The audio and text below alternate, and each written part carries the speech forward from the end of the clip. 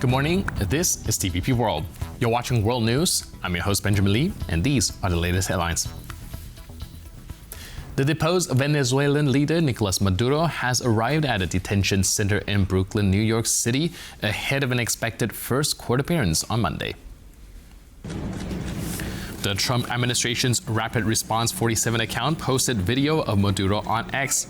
He is seen walking down a hallway at the headquarters of the United States Drug Enforcement Administration after U.S. forces captured the Venezuelan president in an early Saturday raid and flew him to the United States. According to a Justice Department official, Maduro is expected to make an initial appearance in Manhattan federal court on Monday. His wife was also face charges. Exiled Venezuelans have been celebrating the downfall of Nicolás Maduro.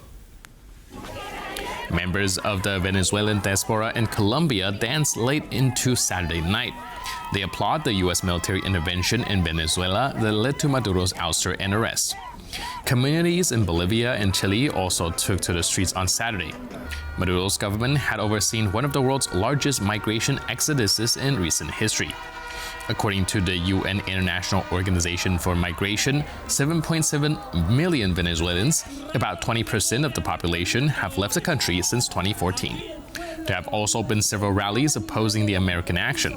In the Venezuelan capital, Caracas, pro-government demonstrators show support for the toppled government, demanding Maduro's release.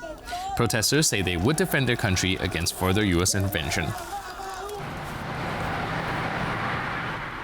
Foreign leaders responded to the arrest of Venezuelan President Nicolás Maduro by U.S. forces. European leaders have also voiced their opinions, with French Foreign Minister Barrot condemning the intervention, saying it underpins international law and warned that lasting solutions must come from the Venezuelan people themselves. It's a bit of a mix between measured, muddled, and meek when it comes to European responses to this dramatic intervention by the United States in Venezuela. Now, European leaders were always going to be between a rock and a hard place when it comes to this kind of intervention. On the one hand, they did not recognize Nicolás Maduro as the legitimate president of Venezuela, officials behind the scenes saying that he stole the election. They wanted to see a peaceful, legal, democratic transition of power in Venezuela in respect for international law. And that is the key point, because at the same time, they were no fan of Maduro, but they're also no fan of a large-scale military operation to arrest him, effectively seize him, and return him to the United States with perhaps minimal consideration for international law. So that dissonance, that dual priority from European leaders has led to statements like this one from the EU's top diplomat, Kaja Kallas. The EU has repeatedly stated that Mr. Maduro lacks legitimacy and has defended a peaceful transition. Under all circumstances, the principles of international law and the UN Charter must be respected. We call for restraint. So Kaja Kallas, like so many European leaders, also calling for restraint, but not necessarily condemning the United States either. If you want to see a slightly sharper, slightly more condemnation, you have to turn to the French Foreign Minister Barrot. The military operation that led to the capture of Nicolás Maduro violates the principle of non-resort to force that underpins international law. France recalls that no lasting political solution can be imposed from the outside and that sovereign peoples alone decide their future. Perhaps surprisingly, an even stronger condemnation from Marine Le Pen in France, the head of the far-right National Rally Party, a political ally of Donald Trump, saying that the primary reason for condemning the attack is that the sovereignty of states is never negotiable regardless of their size. And if Europe and France renounce that principle, that would be to accept Europe's own enslavement tomorrow, and it would thus be a mortal peril. Now, if you go back to the other end of responses, the German Chancellor, Friedrich Merz, saying the legal classification of the US deployment is complex, and we will take our time with that. The benchmark remains international law. Clearly, European leaders, no fans of Maduro, definitely don't want to be falling out with Donald Trump, but there will be a concern here for Europe. If big powers can do whatever they want in their backyard, irrespective of international law, that could pose a real security threat in Europe in the context of Russia's invasion of Ukraine.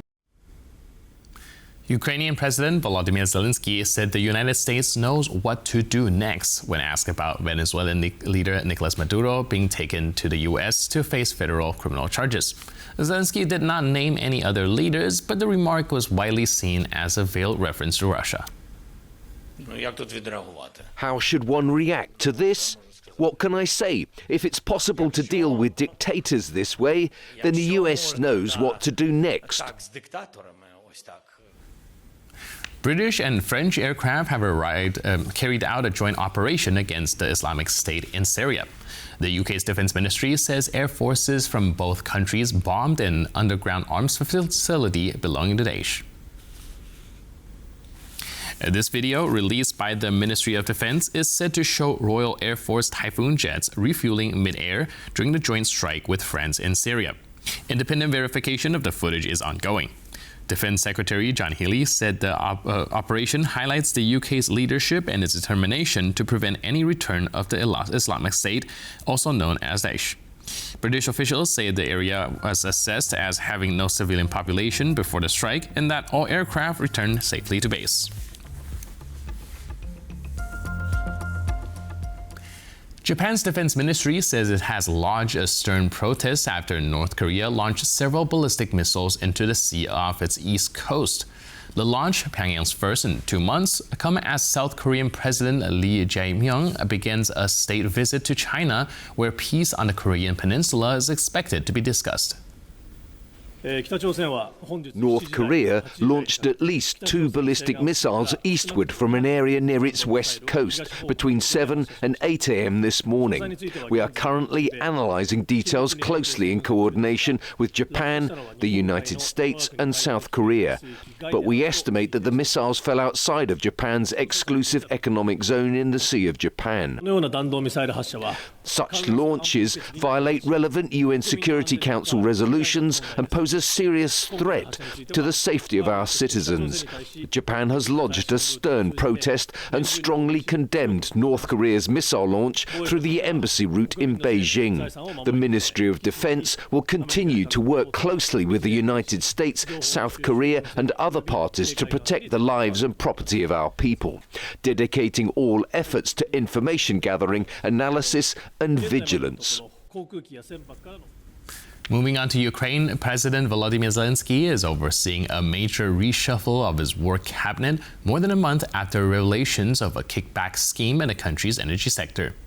The corruption scandal ultimately led to the resignation of Zelensky's top aide Andriy Yermak and 2 ministers who are now being replaced with new appointees. Just over a month after a major corruption row rocked Ukrainian politics, the President Zelensky has launched an internal reset with a series of government reshuffles.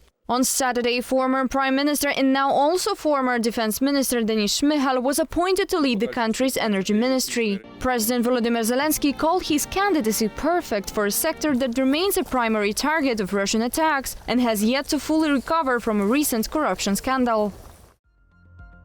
I am grateful for his systematic work in the Ministry of Defense and for the processes stepped up to ensure the protection of our state. This kind of systematic approach is exactly what Ukraine's energy sector needs right now. Shmyhal's leadership post at the Defense Ministry will now be filled by Mikhailo Fedorov. At 34 years old, the youngest minister in Ukraine's history. He first joined the government as a Minister of Digital Transformation at the age of 28. The decision comes as President Volodymyr Zelensky seeks to change the working format of the ministry. We must implement defense sector changes that will be of help. Mikhailo Fedorov will be able to implement all of this and add technological efficiency. Fedorov is one of the very few officials who have been with Zelensky since the start of his political career in 2019, and the only minister to survive all government reshuffles so far. He implemented the president's state within a smartphone vision, launching the DIA app in 2020 to bring government services like ID cards, driving licenses, and even marriage or divorce registration directly to people's phones. During Russia's full-scale invasion, he also oversaw drone procurement and coordinated with US tech billionaire Elon Musk to secure Starlink terminals, which quickly became crucial to Ukraine's war effort.